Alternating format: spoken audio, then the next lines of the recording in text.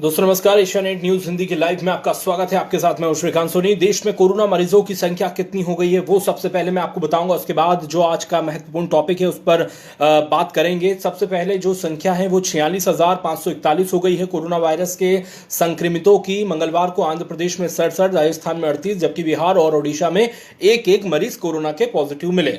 इससे पहले सोमवार को सबसे ज्यादा 3656 संक्रमित बढ़े थे, जो सबसे ज्यादा है। 1084 संक्रमित ठीक भी हुए। ये आंकड़े जो है कोविड-19 की वेबसाइट के अनुसार हैं। साथ ही राज्य सरकार ने भी ये आंकड़े जारी किए हैं।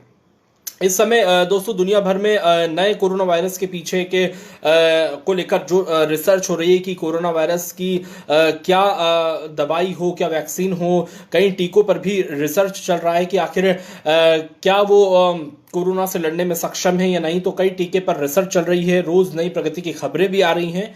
तो लॉकडाउन की वजह से घरों में कैद लोगों में भी एक कई खबरें उम्मीद जगाती है कि ठीक है, इस पर रिसर्च चल रही है। जो वैज्ञानिक है वो रिसर्च कर रहे हैं। उन्हें लगता है कि घरों में कैद रहने के दिन अब खत्म होने वाले हैं।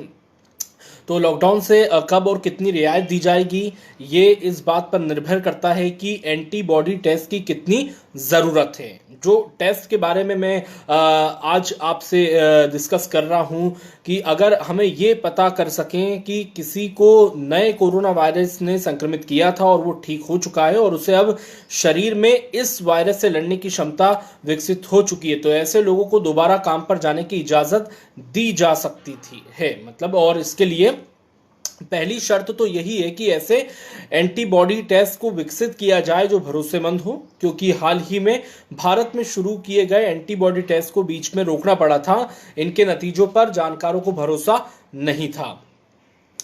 एंटीबॉडी असल में एक प्रोटीन होती है जो शरीर में हमारे शरीर में संक्रमण के दौरान बनाता है। इससे हमारे शरीर पर हमला करने वाले वायरस, कीटाणु या किसी अन्य रोगी बनाने वाले जीव को निशाना बनाया जाता है। तो एंटीबॉडी उस विषाणु से निपटकर उसे खत्म कर देते हैं या फिर हमारे शरीर की इम्यून कोशिकाओं को आदेश देते हैं कि वो इन हमलावर विषाणुओं या कीटाणुओं को खत्म कर दें। किसी भी संक्रमण के बाद हमारे खून में एंटीबॉडी प्रोटीन बची रह जाती है। ऐसा इसलिए होता है कि अगर कहीं वो हमलावर वायरस या बैक्टीरिया दोबारा शरीर में आए तो उसे फिर से खत्म किया जा सके। लेकिन नए कोरोना वायरस के साथ ही ऐसा हो ये जरूरी नहीं है। हाल ही में विश्व स्वास्थ्य संगठन की मारिया वान ने चेतावनी दी थी कि ये वायरस इससे पहले इंसान के शरीर में कभी नहीं रहा था। इसके अलावा इंपीरियल कॉलेज लंदन की कैटरीना पोलाक कहती हैं कि अभी ये जो वायरस है हमारे शरीर के लिए नया है। अभी हम इसके बारे में बहुत सी नई बातें जान रहे हैं। किसी ये वायरस संक्रमित करता है या और क्यों, सबसे अहम ये सवाल है कि कैसे ये वायरस अटैक करता है।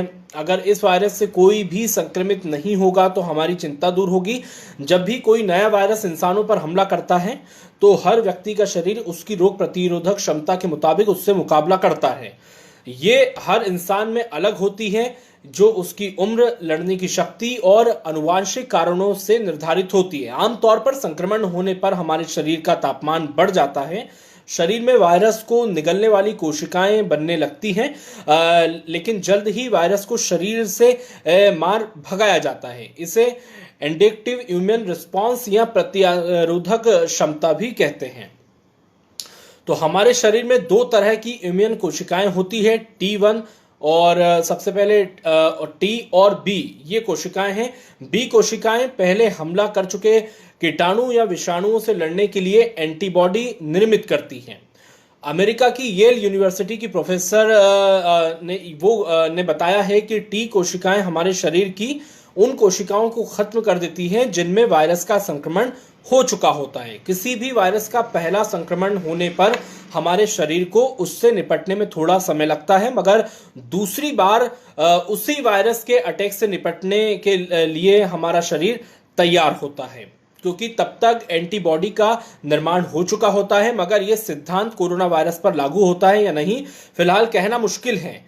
अब तक रिसर्च ये बताती है कि एक बार संक्रमित हो चुके व्यक्ति पर अगर कोरोना वायरस दोबारा हमला करता है तो वो फिर से संक्रमित हो सकता है। तो यहां पर आपको बहुत इंपॉर्टेंट है ये कि एक बार अगर किसी व्यक्ति को कोरोना वायरस हो गया तो क्या उसको फिर दोबारा कोरोना वायरस हो सकता है। तो जी हां, रिसर्च कह रही है कि उससे दोबारा कोरोना वायरस हो सकता है, इसलिए सावधानी रखना होगा। जो गाइडलाइन है, प्रिकॉशंस है, आपको ध्यान में रखना होगा। और साथ ही ये रिसर्च जो है चूहों और बंदरों पर हुई है इसे पता लगाने के लिए। तो ये सबसे इंपॉर्टेंट है कि ये जो कोरोना वायरस है दोबारा हो सकता है। तो जी हाँ, ये एक व्यक्ति को अगर पहले हो गया हो तो ये दोबारा उसको हो सकता है। चीन में कोरोना वायरस के संक्रमण से ठीक हुए 30% लोगों में एंटीबॉडी नहीं पाए गए, यानी ये लोग बिना वायरस से लड़ने की एंटीबॉडी प्रोटीन विकसित किए हुए ठीक हो गए थे। इसके साथ ही इन लोगों की टी कोशिकाओं ने ज्यादा फुर्ती से काम किया और वायरस को मार गिराया, इसलिए एंटीबॉडी विकसित नहीं हुई। नए कोरोना वायरस के कुछ मरीजों को ठीक हुए लोगों के प्लाज्मा से सुरक्षित किया जा सकता है। प्लाज्मा असल में ये हमारे खून का सीरम होता है जो किसी वायरस के संक्रमण से ठीक हुए व्यक्ति से खून निकालकर उसमें से बाकी कोशिकाएं छांटकर तैयार किया जाता है। तब केवल सीरम या एंटीबॉडी बचाता है जिसे मरीजों को चढ़ाया जाता है। इसे सीरम थेरेपी भी कहते हैं।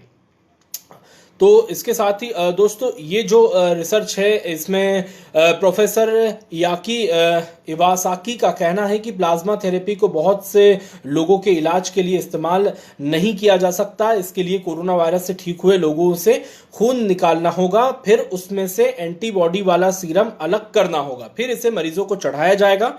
ये खून देने और खून चढ़ाने जैसी प्रक्रिया है, फिर भी मरीज को ठीक होने में समय लगेगा और इलाज अस्पताल में ही मुमकिन है। इसका दूर दराज के इलाकों में कोरोना वायरस के मरीजों की प्लाज्मा थेरेपी कर पाना संभव नहीं है। आमतौर पर किसी वायरस का प्रकोप फैलने के बाद बहुत से लोगों में इससे लड़ने की क्षमता विकसित होती है, लेकिन इसमें कई बरस लग जाते हैं, कई साल लगते हैं। तो इसलिए 2022 तक सोशल डिस्टेंसिंग का पालन आपको करना होगा, ये कहना है प्रोफेसर का। तो कोरोना वायरस के अन्य प्रकोपों जैसे सॉर्स या मर्स का टीका भी अब तक नहीं खोजा जा सका है। वायरस के प्रकोप से ठीक हुए व्यक्ति को काम पर लौटने की इजाजत देने से पहले उसका पीसीआर टेस्ट फिर से करना होगा, जिससे ये पता चले कि उसके शरीर में जिंदा वायरस तो नहीं।